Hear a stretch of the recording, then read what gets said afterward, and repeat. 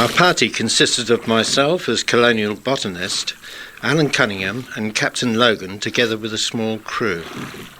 We left Brisbane on the 11th of July 1828 to row up the Brisbane and Bremer rivers to Limestone Station.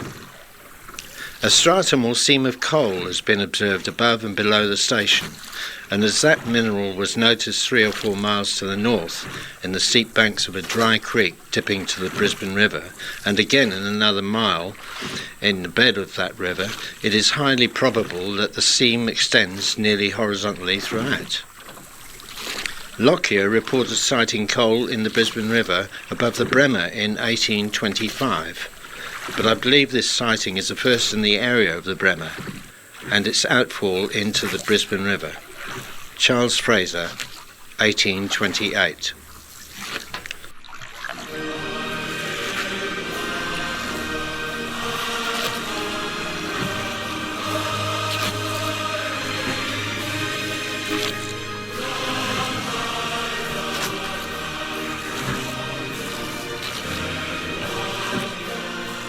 Even though coal was known to exist in the area during the time of the convict settlement, there is little evidence that it was widely used during the period from 1828 until the 1850s and 60s.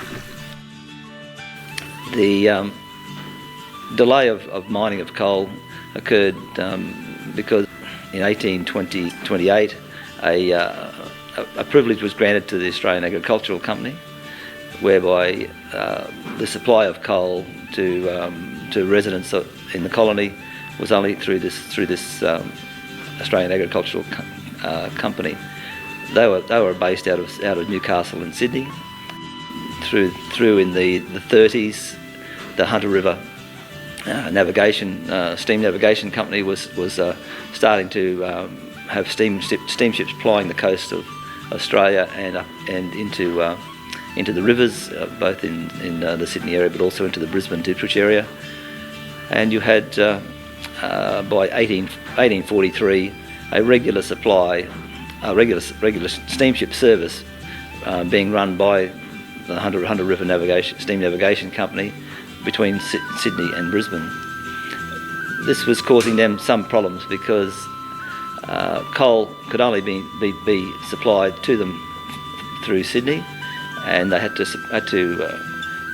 carry enough coal for them to get from Sydney to Brisbane and return. So they were looking to try and break this monopoly and to be able to bunker their ships in Brisbane. And they approached a fellow named John Williams, and John was a well-known entrepreneurial fellow in Queensland at that stage, and was mostly a mariner and navigational fellow. He had boats and punts and the like.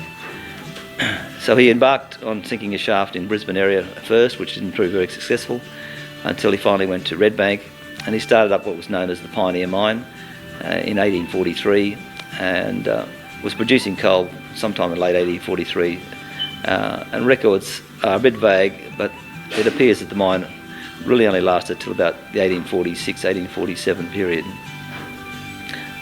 There was a bit of a lull there, but the major change that happened was in 1847, after an inquiry into the process of selling coal in the colony. The government wiped the privileges given to the Australian Agricultural Company, and with them being swept away, it then opened up the door then for other companies to supply coal. Coal was discovered, and this particular area was mined by miners that were brought out here by a man who became a millionaire. His name was Lewis Thomas. Thomas was born at Talibont, North Wales, and commenced work in 1841 at the age of 8 years, when he went to work in a woolen mill, later going to work in a lead mine at age 15.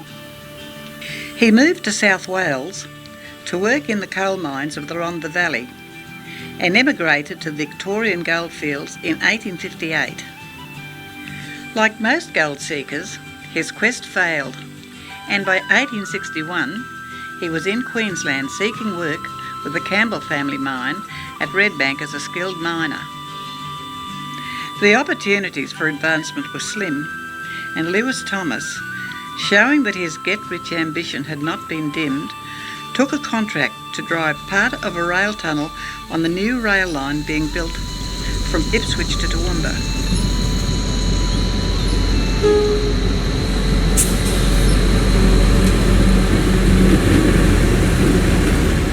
The Victoria Tunnel through the Liverpool Range is still in use. Lewis Thomas came to the Ipswich area after previously having a few other ventures into mining activities around Australia. His first mine he started was in the New Chum area, or Dinmore area, which he called the Aberdare Mine. About the same time, or shortly after, he became involved with John Thompson out in Blackstone, and started to develop further Aberdare mines in the Blackstone Hill area. He went away from that Blackstone Hill area for a time and went back to his New Chum mine, as he thought that was a better venture there. But a short time later, he again returned to Blackstone, and with the extension of his mines there, developed into one of the largest and most productive mines in the Ipswich time. By 1873, he had acquired sufficient capital to buy out his partner, and he became the sole owner of Aberdare. Thomas's mining interests developed quite rapidly, and in the period 1866 to 1890, he became very wealthy, although the period up to 1885 he made little profit. By 1885, he stated that things are much better now. By this time, Lewis was known as the Coal King, and he began to encourage family and friends back in Wales to take the plunge and join his fast-growing empire on the Ipswich coalfields. Many came, some from the coal mines of southern Wales, and in 1883, a group arrived from the slate mining area. Blackstone was populated by Welsh-speaking people. Dad spoke Welsh, but my cousin, he spoke Welsh until he went to school, but then he had to give it away and learn the English. They built their own church. The services were entirely in Welsh, and at this particular stage they had a school. Lewis Thomas, I spoke about him earlier, was instrumental in a lot of the early reforms that took place here. He helped build the school, arranged for, initially, the first teachers that come to the school were sent there by the education department, and the children that went to school couldn't speak English, they could only speak Welsh. So a petition was sent through to the education department asking that a particular person they had discovered that could speak and teach in English and Welsh might be the ideal person to send to Blackstone School. They got a reply back from the education department saying, "You'll do what you're told. We want you to speak and to sing and do things in the English language, the language of the Queen."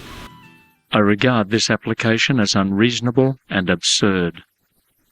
The department has never considered national peculiarities in its appointment of teachers, except in a very small degree in localities inhabited to Germans. To pay any great heed to this prayer would be, I believe, contrary to the general public policy of the country, which is to weld all nationalities of the order primates into good men of the genus Briton, of the family Australian, of the species Queenslander. The sooner those Welshmen lay aside whatever of their national distinctiveness hinders them from freely mixing with their neighbours, the better it will be for them. Department of Public Instruction, 1886.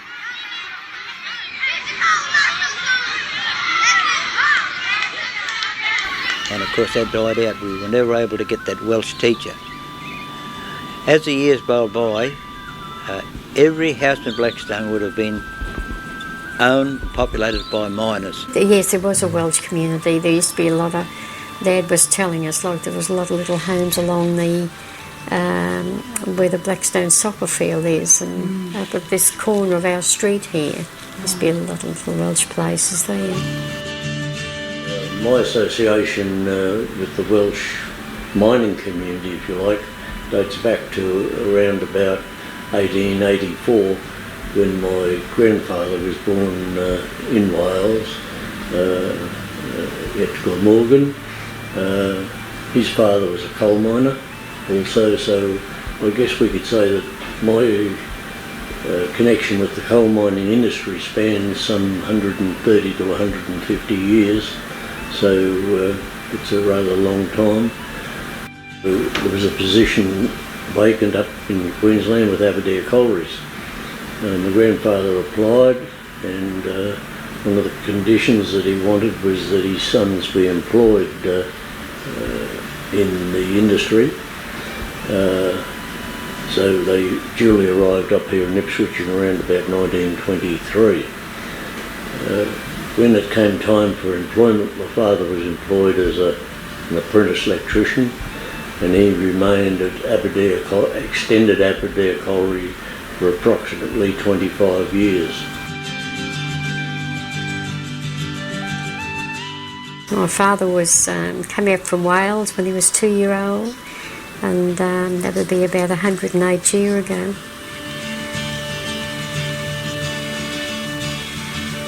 We're living in the home that his father bought here, and that was my grandfather's home. And he was a miner, and then my father left school. Well, he went into the mines, and his brother too, my uncle. And then we have our son is in the mine. He went to the mines. And my second eldest brother, Lloyd, it was Lloyd and Arthur went to the mines, but Lloyd, he's in that box flat disaster, 1972. He's entombed there. Yes. Yes, my grandfather arrived out here in Australia with 5 children. His wife died on the ship coming out, and his wife died with childbirth. My grandfather came out here from Wales at a time when Lewis Thomas was bringing miners out. He came out to work as a miner. His name was Owen Thomas Jones, OTJ, and he came out as a miner, but he never worked as a miner. He drove a tip dray, carting coal from the mines in and around the Blackstone area to the Bremer River, where it was loaded onto barges or punts and taken down to the capital city, Brisbane.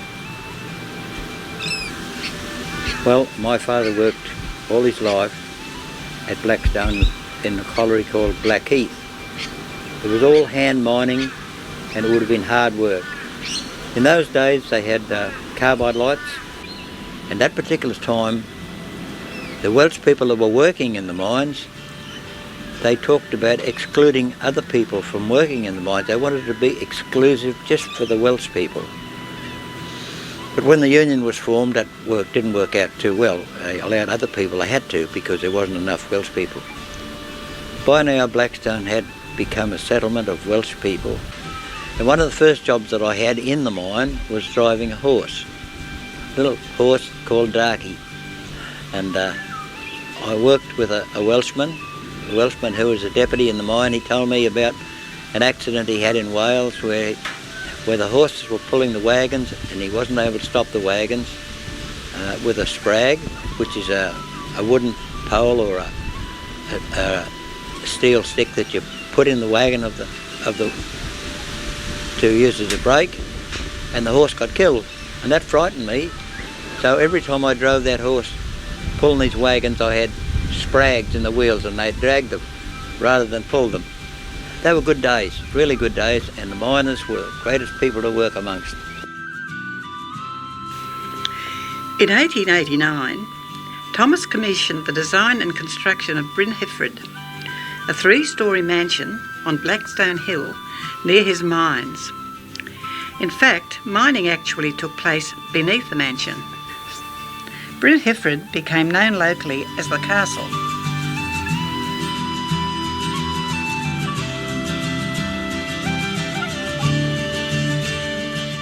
I worked at the Queensland woolen mills, and I was always very pale. And Dr. Trumpy, where everybody went to Dr. Trumpy in those days, he said a change of positions would be better to change. So they needed a kitchen maid at Brynnerford, so I went to work there. That was my change of job. And I was there for almost 2 years, and we lived in, and are very good people to work for. Lewis Thomas had died. I never ever saw Lewis Thomas, but Mrs. Thomas was alive. By 1930, the heirs to the castle were seeking a buyer for the property, but there were no bids at auction. The contents were auctioned and a caretaker was installed. In the 1930s, the Rylance Company purchased the abandoned Brynnerford site with the aim of mining what remaining coal was lying beneath the castle and its lands and leases. In conjunction with buying that land, that they would have also acquired the mineral rights to the coal in that area. Building materials were salvaged, and a pair of doors with the name etched in the glass were given to the Welsh Church. Other materials are scattered in buildings throughout Ipswich. When you think how beautifully it was furnished and all that has gone, it's really tragic. Yet it would have had to go because the foundation had gone. I heard the story that Lewis Thomas had taken the coal away. That man would never have done that. That was his dream home that he built, and it was built for hundreds of years.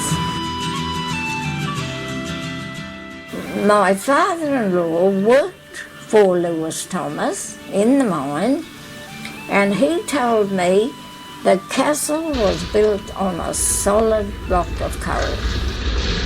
In fact, it would appear that Lewis Thomas had left pillars in the tunnels beneath Brynnerford to support the building. Whether these were inadequate is not clear, but it seems certain that when Rylance collieries bought the property, they found that most of the coal had been removed already and much of the remainder was burning. They removed the remaining pillars, resulting in a number of cave-ins, which certainly was the death knell for the magnificent building, and it was demolished in 1937. There's still evidence now up on the other side of the Castle Hill of fires there. There's steam still coming out of and smoke still coming out of the fires, out of those workings. Well, I remember when I was a little girl, I was up there for one Welsh function. I was dressed in the Welsh costume. But the Welsh used to have a lot of have entertainment up there. Mm-hmm. I can well remember going up to the castle, and when I played football with Blackstone Rovers and they had evenings up there, I can well remember going up to evenings in the castle. And then one day I remember going up into the castle, into the tower, and looking out over Ipswich and the surrounding district from the tower of the castle. Thomas became a benefactor to the Welsh community. The Welsh community of the 19th century in Blackstone were of various denominations, but found that their common heritage was stronger than the differences in religion. In 1883, Thomas provided land for the establishment of the United Welsh Church, which is still in regular use. A strong supporter of the arts, Thomas promoted the Blackstone, later Ipswich, Eisteddfod, providing transport assistance and finance. He encouraged the establishment of the Blackstone Cambrian Choir, which is still in existence, and the Rovers Football Club. He also provided grants to the establishment of the Ipswich Girls' Grammar School. In 1909, He made an endowment to the University of Aberystwyth in Wales to fund a scholarship. Lewis Thomas became a member of the Queensland Parliament in 1894 and was a member of the Legislative Council when he died in 1913.